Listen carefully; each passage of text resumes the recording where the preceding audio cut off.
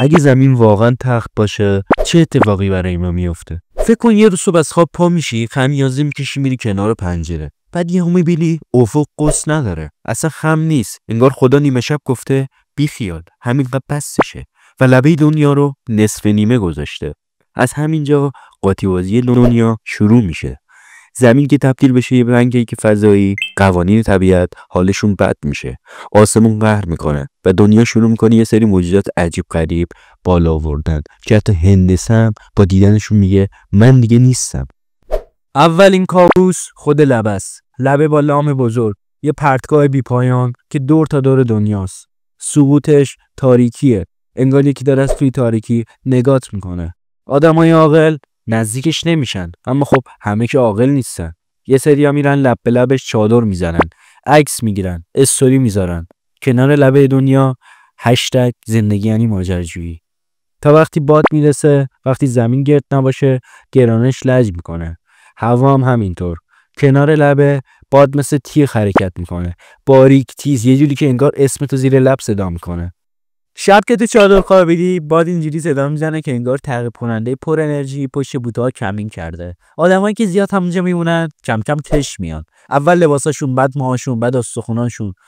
باد نمیذاره سقوط کنی، نه نگهت میداره تا تبدیل شی. کم کم بدنت میره سمت یه چیزی بین خفاش و عنکبوت. دست و پا پهن میشن، پاها برعکس میچرخه، پوستت سفید و استخونی میشه و چشمات مثل ته چاه تاریک بزرگ میشن. از اینجا به بعد تبریک میگم، تو رسما ساکن لبه زمینی. وقتی زمین تخت باشه خورشید دیگه دورش نمیچرخه، مثل چراغ مطالعه که سیمش گیر کرده دور دنیا کج و کوله میچرخه. نتیجه سایه‌هایی که رفتار گربه طور دارن، خیلی عمدی و خیلی اشتباه. تو مناطق کمربند شفق مردم دیدن سایه‌هاشون رفتارش عجیب شده، دست تکون میدن سایه‌شون حال نداره بیاد، قدم برمیدارن سایه‌ها 2 تا قدم اضافه برمیدارن.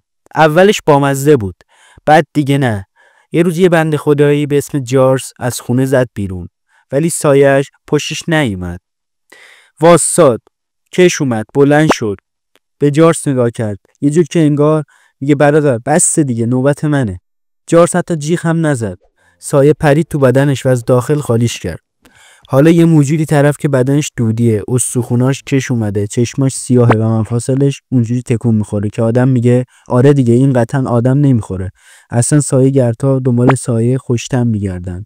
به قول خودشون دلیل این که گاهی سایت درست کار نمیکنه داره تمرین میکنه جاتو بگیره. وقتی زمین تخت باشه مغناطیس میره رو مود قاطی. قطب نما دور خودشون میچرخن. پرنده‌ها توی مهاجرت شکل ساندویچ میشن و وسط این شلوغی یه چیز بیدار میشه. دانشمندایی که دنبال قطب جدید بودن کم کم خودشون تبدیل به یه صدای مغناطیس میشن.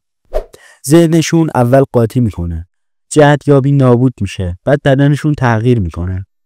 پوستشون مثل فلز سرد میشه، چشما مثل عقربه قطب نما در حال چرخش میشه. بدنشون 1 سانت از زمین فاصله میگیره. نزدیک مردم میرن و یه جهت رو نشون میدن که همیشه میرسه به جایی که هیچ بعدی نداره. زمین تخت یعنی هسته نداریم، فقط یه صفحه قطور جهنمی. عمیق‌ترین لایه میان صفحه آدم رو پرست نمیکنه، تغییرش میده. معدنچی‌ها که رفتن پایین و وقتی برگشتن بالا نمیشد اسمشون رو آدم گذاشت. فشار بدنشون مثل خمیر ورز داده. عضله‌ها زخیم، جمجمه‌ها ترک خورده و دوباره رشد کرده. چشمای بزرگ مخصوص نور عجیب و اعماق.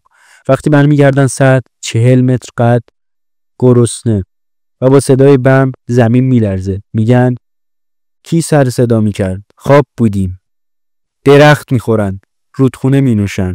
پیام افسانه‌شون یکی کمتر بکن، کف دنیا مال تو نیست. چون زمین نمیچرخه آسمون ثابت میمونه. ستاره ها زل میزنن، نورشون هم یک نواخت میریزه روی زمین.